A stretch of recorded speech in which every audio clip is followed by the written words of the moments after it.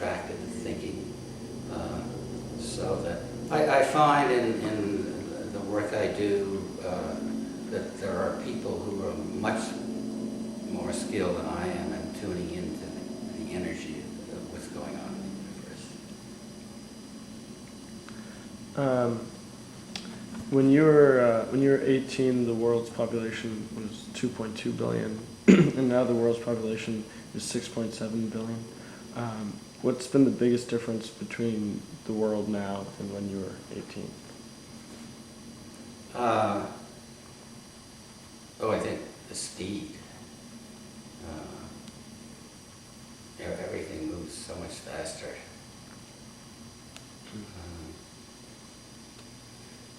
When I was teaching at Exeter, they started, I didn't do it for long, but they started inviting outstanding people to come to spend 4 days at the school and give a talk and visit classes. And the first person they asked was Robert Oppenheimer, who,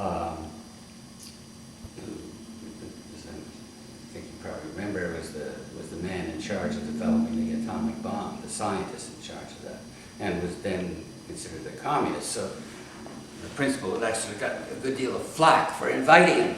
But he came and he gave a talk, and I remember saying, the speed at which decisions have to be made now, and this is the 50s, is just incredible for these world leaders that they have sometimes, just hours to make crucial decisions.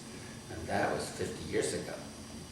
So that the whole, I think the major difference is the speed at which people are living, and also, as we've talked about before, how they are getting increasingly, they're living more and more in a virtual reality. The same Douglas Heath that I spoke about at Princeton did a study, was working with people as students at Haverford, and this was back in the days of protesting the Vietnamese War, and one of his students went out and got in a fracas with the police and got knocked on the head and so forth. And he said he thought that was one of the healthiest things that had happened to him. That and this is again 50 years ago, that students, young people growing up, most of their knowledge was experiential knowledge, stuff they learned themselves, and maybe 25% was virtual knowledge, stuff they were told. So he said a teacher could still astound a student by saying, I went on a train that went 50 miles an hour because a student hadn't experienced it. But now, and this is again 50 years ago, he said it's probably shifted to 75% is virtual experience and 25% actual experience. And now I think it must be even shifted more rapidly. And I think that's a big change.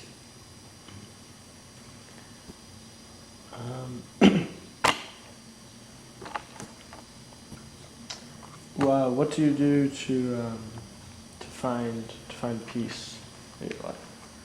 What do I do to find peace? Mm-hmm.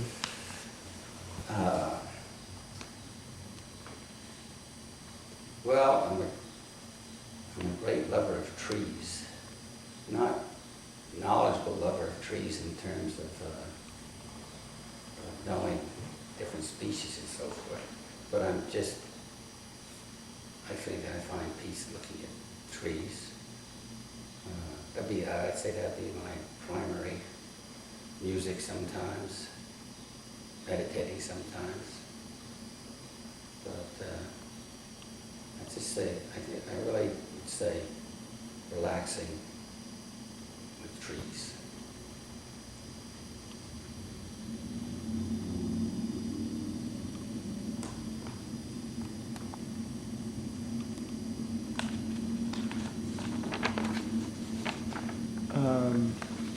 What kind of with the trees? What's your idea on how to stop global warming, with how How to stop global warming?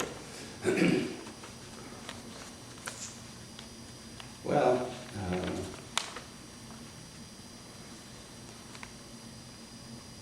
I mean, there are practical things to do.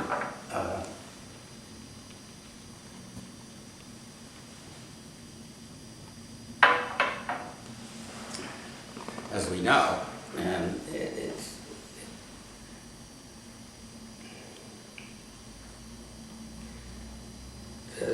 there's a woman named Donella Meadows, or Dana Meadows for short, and she was a systems thinker. She was at MIT, and she was the chief editor of the writer and editor of the book Limits to Growth, where they they used it, probably published 15 years ago, I'd say something like that. They used their computer models to figure out what was going on in the universe, and published a book of their output. And first thing she said, she was amazed at the hate she received from this describing the situation. She said, we weren't using this as a prediction, we just said this is what it looks like will happen to them if we don't. And then she wrote a book, Beyond the Limits, and she unfortunately died in 2001. There are certain people, when they die, I feel like shaking my hand at God saying, what are you doing? We really need this person around. Why did you take her away? Because she was she was a wonderful woman with a lot of wisdom. And she gave this talk at the center where I was on the board. And she described how they figured out that you could have a population of 8 billion living at the standard of living of Europe, not the United States, because we're so wasteful. But you could have 8 billion people on the planet living at the standard of living. That was doable. And she was describing that in her book. And then she turned to John Mack, who was the co-speaker, and was the head of the center. He was a psychiatrist, a tenured professor at Harvard Medical School, who'd done some amazing work, and said, John, it's doable. Now, tell us how we're going to do it. And I think that's our challenge. It's doable to avoid global warming. The great question is, will we do it? Will we? And as I've said throughout the course of our talking, I don't think we will do it unless we really develop a different feeling of interconnection, that we will not find, it'll be there, we'll see what we ought to do, but we won't do it unless we have a different sense of our relationship to the earth and to each other. Now that's not very helpful to specifically what you do, but that's what I feel. Can we stop for a minute? Mm-hmm. She was a dear friend of mine, Dana Meadows. Was she? Yes, and I was there that night when she spoke to John Mack. Yeah. And at the Center for Psychology. Social Change. That's right, There's a wonderful archive of photographs of her on the internet, as well as she has just published a book posthumously called Systems Thinking. I read it. Yeah. Oh, I just bought it last week, so anyway. Well, she's got a wonderful, she talks, it's a good book. I'll lend it to you. Oh, you can, yeah. I don't think I gave it to your father. I will give it to your family. And, but first part's about talking about a brief introduction to systems thinking, which lack of systems thinking cost me a lot of money, because we had to pay to redo the pilings of our own house. Why? Because our house rested on pilings, and as long as they were covered with water, the pilings were fine and strong. But the city had different problems, such as developing a sump pump to keep the little Storrow Drive from flooding. So they had these little linear problems which they solved, but by so doing, they lowered the water table. So the tops of our pilings rotted. And it was very striking when they took the pilings out. They'd been under there for 150 years, roughly. And the part that was underwater was beautiful. It was just sound. The top part had been exposed to air, was rotted away. And so systems thinking is that you realize that everything's interconnected.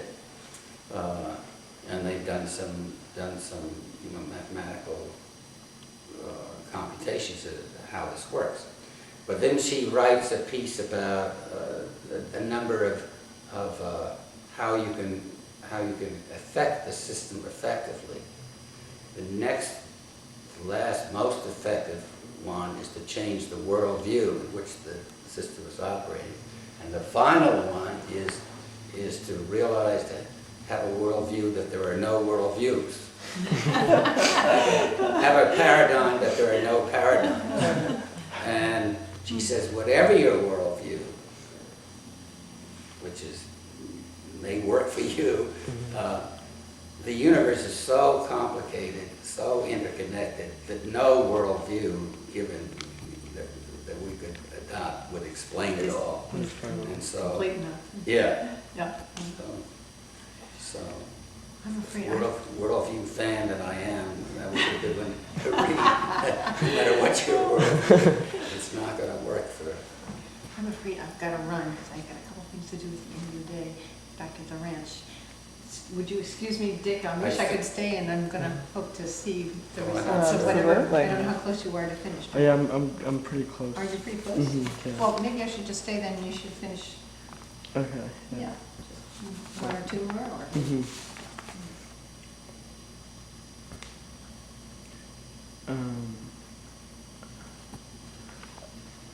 Did I ask that one? What is the best way to get someone to listen to what you are saying? Did I ask that? No, No. you didn't. Good one. It's a good one. What? It's a good one. Yes, well, I mean, there are, so it's fascinating to have a dialogue, which I don't like the word debate.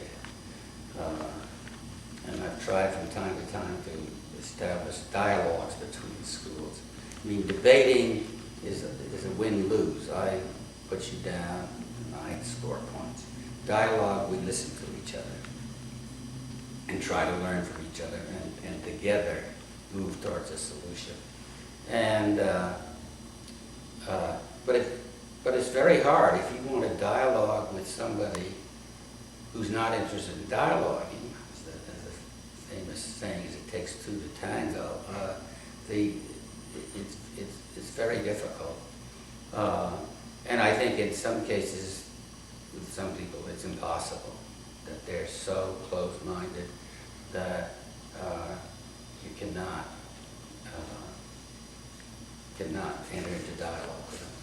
Having said that, I mean, I think that the best approach to a person is that they have something valuable to offer, and to listen to them. I have two different friends that did two different things. One was a woman named Fran Macy. No, it was I forget her name. Fran Peavy, and she went over to India and sat in the lobby of the hotel and put on a sign that said, "I am an American, will listen." And she had lots of interesting conversations.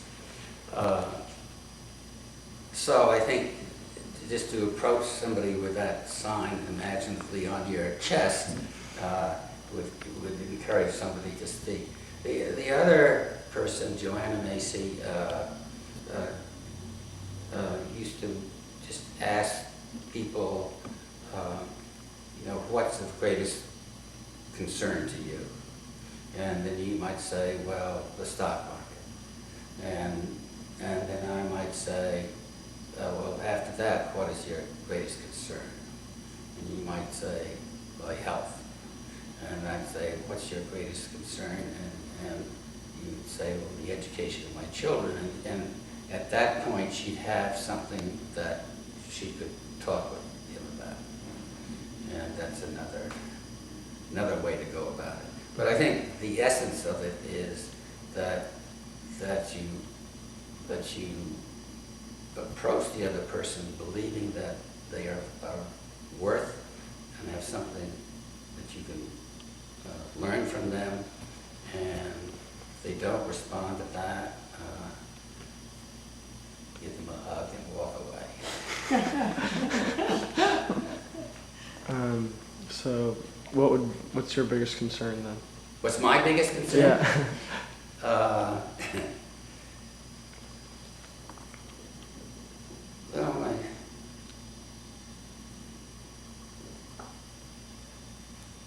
My biggest concern and is to how to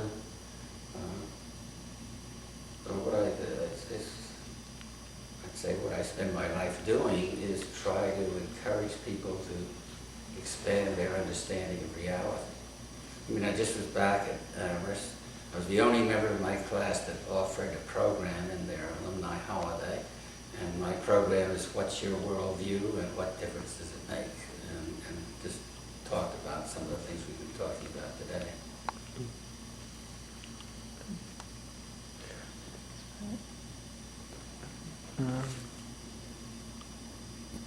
Chris, could I get you to ask, can I shoot you just asking several of those questions? Yeah. Yeah. Yeah. If you're done, sorry, are you done? Oh, I thank think- you. Sorry. Trying to keep their schedules. No, but this is really wonderful. Okay. You Welcome. enjoyed Well, sitting in. I enjoyed it too. You're We'll gonna- talk tonight. Okay. I'll give you a sounds ring. good. You round or? Yeah. Yeah, good. Yeah. You just need to get on the elevator and Right. press the ground. You have to Okay. wait until the door shuts. Will do, okay. Thanks. Really appreciate it. You bet. Nice to meet you. Nice to meet you. Remind me your name once My again. name's Hannah. Hannah, that's right. Okay, I'll remember next time. Maybe, what's your relationship like with God? Would you consider yourself a very religious person, or not very religious, or? What's my relationship with God? I can already tell you when the elevator comes, you're going to have to stop. Yeah, So just if you wait want to one just second. pause for a second Okay. before you answer that question, so you don't have to start again when the time comes. Bye, Linda. Have a good night. Yeah. Ground, you said, yes. Ground, G, yeah. So if you want to repeat the question again, that would be fine, Uh, just as you did just now. Well, to be clear, your question, you were asking me what's my relationship to God? Like with God, like in terms of, Well, that'll do. What's my relationship to God? Will do. Because, or you asked whether I thought I was a religious person or not. Well, I mean, I sometimes think of God as an acronym for grandeur of design. But I don't, I mean, as I say, I believe that the universe is a great intelligence, exploring, learning intelligence. I think I'm related to that intelligence in the sense that what I think and do helps it. It's part of the process, and you can't sort of say the intelligence is out there and I'm here. I'm all part of it. And so that what I do and how I act is interwoven with this intelligence. I think I have within that some freedom of choice.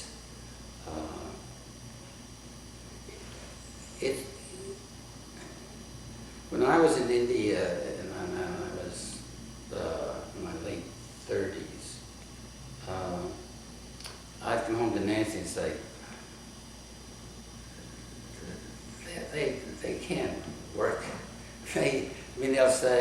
something's going this way, and then they'll say it's going that way, and it's all paradoxical, and how do they make up their mind? I just shake my head. And now I laugh at myself, because if something isn't paradoxical, I don't think it's true.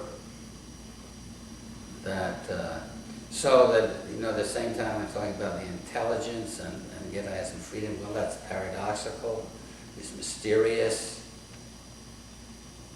but that's the way I feel that the universe works. I remember driving north to New Hampshire one time, and they had this blinking sign that the first two blinks were information about the road ahead, and then the last one said, "God bless America." And so I'm driving up and I said, I don't know. And then, what do they mean? The people who put that sign up, what do they mean by God bless America? And of course, the president and everybody else says it at the end of speeches, and I'm really fascinated by what's going on in their head when they say that. What do they think is happening? How do they picture God blessing America? Do they think there's some great force out there that makes a decision that, okay, I'm going to bless America and I'm going to curse Iraq, or what's going on? Because my view of God bless America is I have a role to play. It's an ongoing process, that the intelligence doesn't operate that way, that you're playing a role, I'm playing a role, it's a great game. So that's my relationship. I think in terms of religion, I think the challenge for me is that human beings have a great tendency to institutionalize anything that happens. You may think of something great to do with Colorado College, some ceremony or some celebration, and it'll be lively and mean a lot to people, and it'll be great the first year, great the second year, great the third year, and then people will start to institutionalize it and set up, well, we do it this way, so that 20 years from now, the life will be gone from it. I have a friend who said to me once, she said, it doesn't bother me about reinventing the wheel, because people say to you all the time, oh, don't reinvent the wheel. She said, I don't mind reinventing the wheel. I think people get excited in reinventing the wheel. So that's fine with me if they reinvent the wheel. And I'd never seen any reference to it, but I was reading the other day, and there somebody said the same thing. And so that I think the problem with religion is that it tends to institutionalize these wonderful ideas that masters had, spirit masters had, so that it doesn't work for me. It may work for some other people, but it doesn't work for me. And I just finished reading James Carroll's book, Practicing Catholic, and pretty healthy tone, but I told him I'd read it. I said, I'm really fascinated that a person whom I respect highly, a very thoughtful, intelligent, feeling man, how he's a practicing Catholic. So there are lots of ways to live with that question. Okay. What is the best way to get someone to listen to what you're saying? Am I meant to answer that? You don't have to, because we have you on. Yeah. But why don't you just ask it again, and then we'll just pause for a minute. What is the best way to get someone to listen to what you're saying? I think the best way is to listen to them. Or, as I've said earlier, to believe they have they have something of value to tell you. And can you also ask the question about, was it what brings you peace? Yeah. What do you do to find peace? Well, for me, trees seem to make a big difference in my life, and I'll be walking down Brimmer Street, for instance, and I'll just see the trees at the end of the road, and I'm just struck with how amazing they are. And I think it brings me a kind of peace.